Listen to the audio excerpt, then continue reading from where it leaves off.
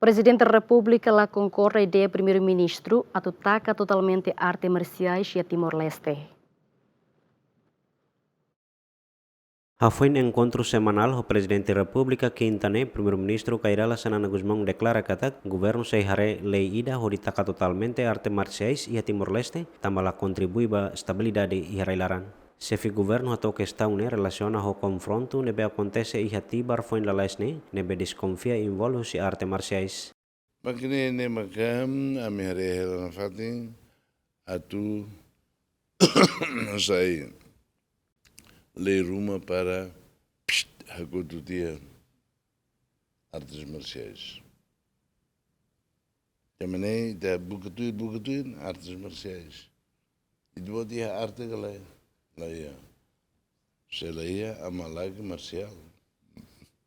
Pronto. Obrigado.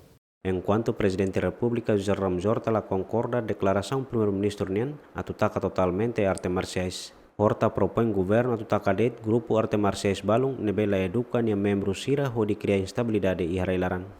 Há um aconselhamento, mas não é taca det grupo, arte marcial na B, e tare sirnia história, sempre halo violência. Sirne mak taca.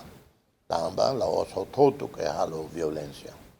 E laos líderes sira maka também difícil, quando é membro rium difícil a tu controla. Portanto, ali que halo punição para líderes sira. Também lo líderes sira halo esforço para controlar, mas difícil, portanto. Sira beitare sistematicamente halo violência, né, taca. E a polícia e intervenção forte ali, o tribunal tem que, o parlamento tem que lei que a violência se não é também da ruma polícia racial la contente estamos a PGR la contente estamos a MSNK se há violência oi vai tribunal justiça sai. Não, o governo tem que ter lei, né, para muda para punição, né, macaslo. E escola sirva tem que ter jovens serem violência, doni sai da escola. Ita la beli tem escola la beli a violência. A cara violência sai suma, mas depois polícia macare.